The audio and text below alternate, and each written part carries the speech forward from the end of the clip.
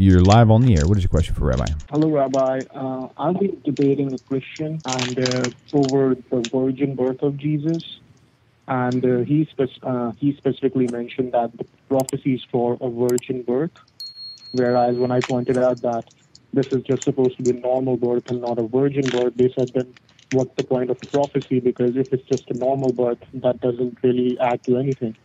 It's so the prophecy is that it has to be a special kind of a birth in order for it to be a sign for human beings to see. So how do we debate that with a Christian who says that it has to be some special kind of a birth, otherwise how will you figure out whether the Messiah has come or not? Well, this is a very, very good question. I'm very grateful that you called. I don't know if anyone's ever called in with that question. I do examine this point in an extensive chapter in Volume 1 of Let's Get Biblical, and I must explain this. It's just a great, great question. I want to present the Christian argument here.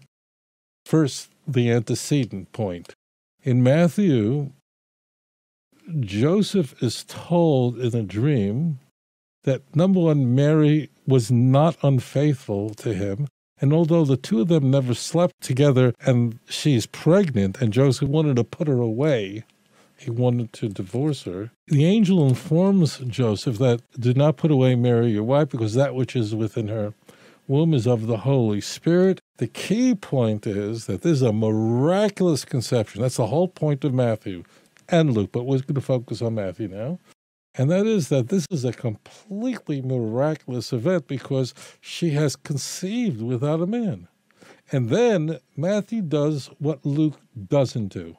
We have a lot of, in the Christian Bible, Matthew doing things that Luke doesn't do. Fulfillment citations is one of them. And we are told in Matthew chapter 1, and this is not an arbitrary event, that the Messiah is to be born to a virgin, but actually is foretold. Quoting Isaiah, we are told, "Behold, a virgin shall conceive and bear a son, and they will call his name Emmanuel," which means God is with us.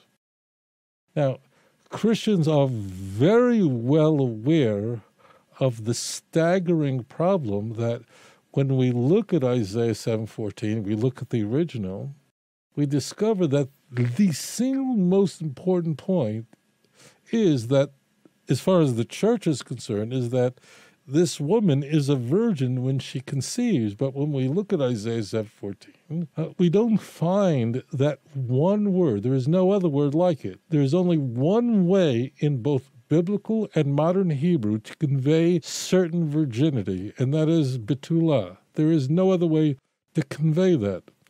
And as it turns out, that word appears nowhere in Isaiah 7:14. In fact, that word appears nowhere in the entire 7th chapter of Isaiah. That word does appear in the book of Isaiah some 5 times, but not in relation to this, because Isaiah doesn't have a virginity in mind. This is a complete mistranslation. The original Hebrew says something else. Lachein yitain Hashem hu lachem os. Behold, the Lord of his own will give you a os, which means a sign. Hine ho Alma hora, behold, the young woman is with the child, v'yeled his bane, and she will bear a son, v'karas shemo Emmanuel, and she will call his name Emmanuel. And this is where the Christian argument comes in, or the Christian apologetic, the defense comes in. Christians know that this is a big problem. I mean, big is not the word for it. It's a existential, monumental problem, and that is the word for virgin isn't there. Do not believe people who say the word Alma means a virgin. It isn't true. In fact, in Proverbs 30, it's talking about an adulterous woman who's very much not a virgin. Alma means a young woman. A young woman might be a virgin, like in the case of Rebecca, just like in the English language. There's not some big mystery. When you refer to a person as a young woman, you're saying 2 things about this individual. She's young and she's a she. She's female. Her sexual history is not conveyed by that. A young woman might be a virgin or might not be a virgin. As it turns out, it is young women that have babies and not old women. So it's the same thing in Hebrew. There's not some woo-woo exegesis going on here. It's the same thing in the English language. Now, What Christians argue is the following. It's a very interesting argument, and it dates back quite a few years. I don't mean 6. And the argument goes like this. Hold on, Jewish people. Hold on for one moment. Don't get so excited. As it turns out, you have a big problem. If you, the Jews, are claiming that Isaiah 7:14 is not talking about, is not describing a virgin who conceives, where's the miracle? What is so odd? How is this becomes the miracle that's going to be a sign? This sign, if you read it in context, is about a civil war with Syria and the northern kingdom of Israel form an alliance against the southern kingdom. I'm not going to go into it now. Read it in context. That event occurs 2,700 years ago, meaning 7 centuries before the Christian era.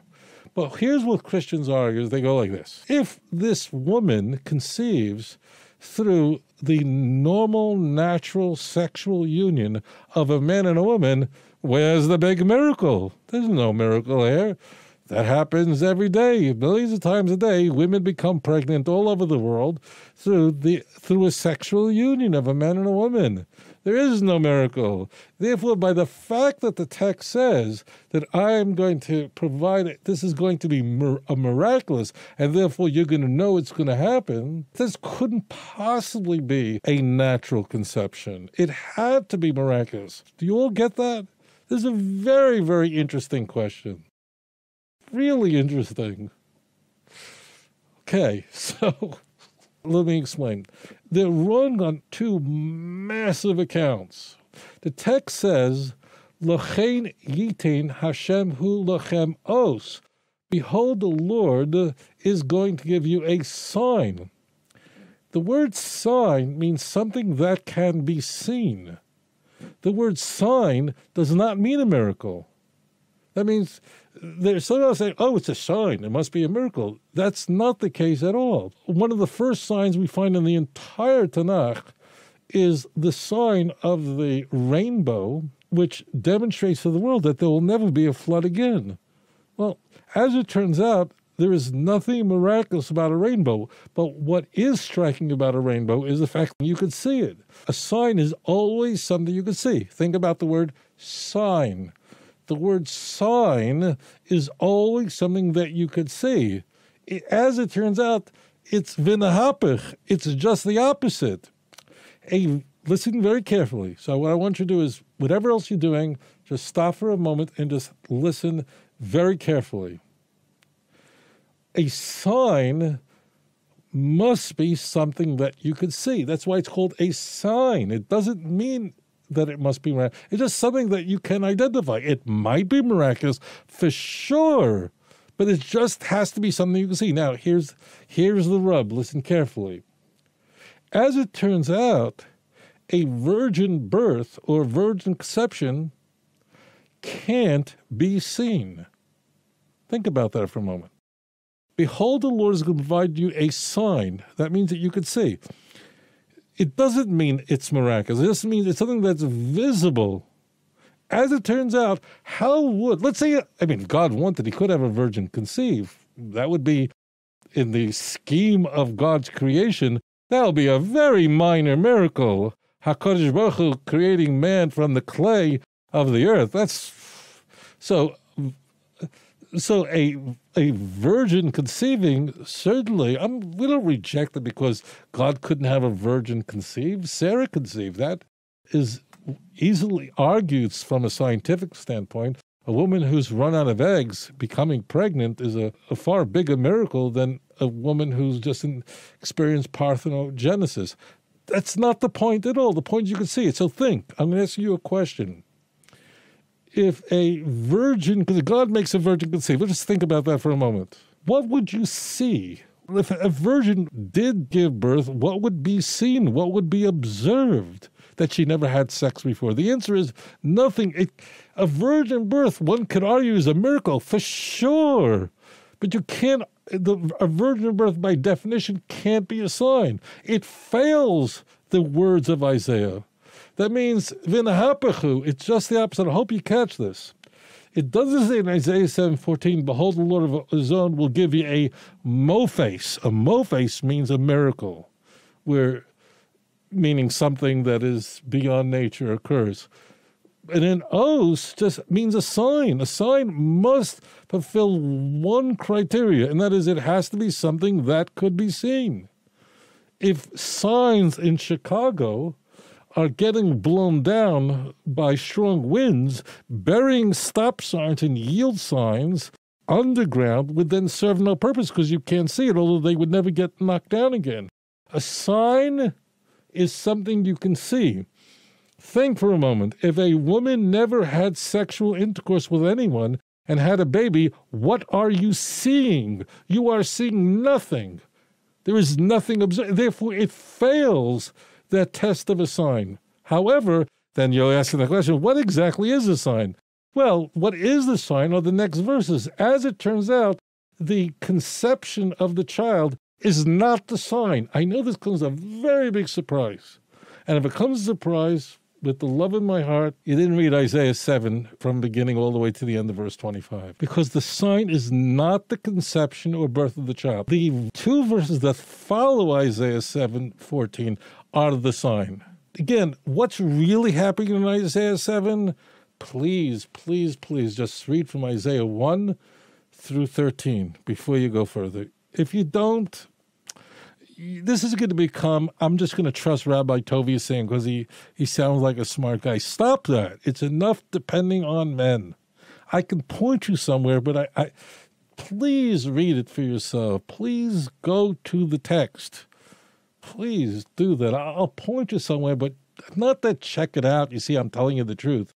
Please do this because or else you're going to be just walking in darkness if you're not reading context. And I'm very grateful that some of you just like rabbis. I appreciate that.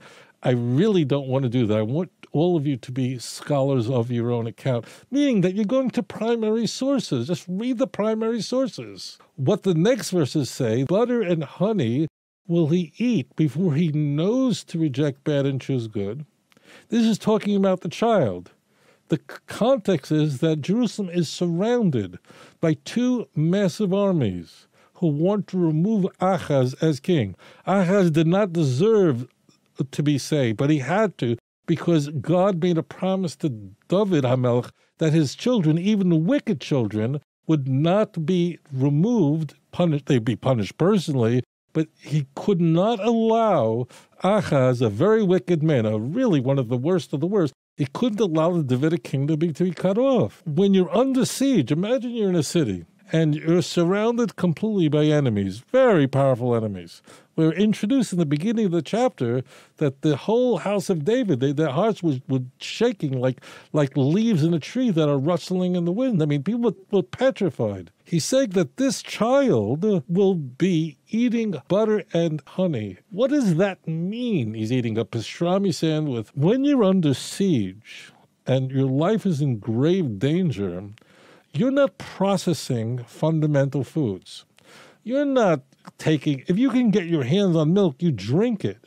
You don't start making butter out of it. You don't make curds out of it. You don't make chemo out of it. You're just, if you can get a glass of milk under siege, you're not making butter. They didn't make butter in Stalingrad.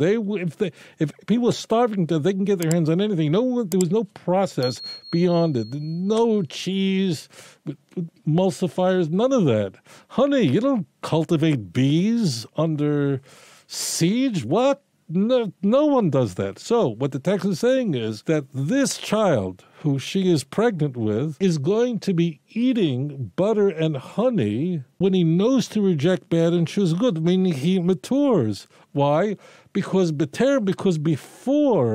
the boy knows enough to reject what is wrong and choose what is good, these two kings will be rejected. So what is the sign, sweethearts? The sign is the maturity of the child. That can be seen. Is there anything miraculous about children maturing? Nothing. But can it be observed? Of course it can. You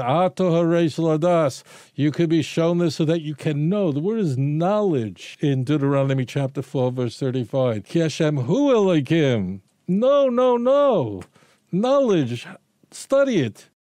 Ein oid milvado. There is no one else besides him. Nothing. No one, no Trinity. There's one HaKadosh Baruch Hu. Blessed be his holy name. Let us see the coming of the true Mashiach, b'mheira b'yameinu, very quickly in our time. Thank you for that insightful question. אדון עולם אשר מלך בטרם כל יציר נברא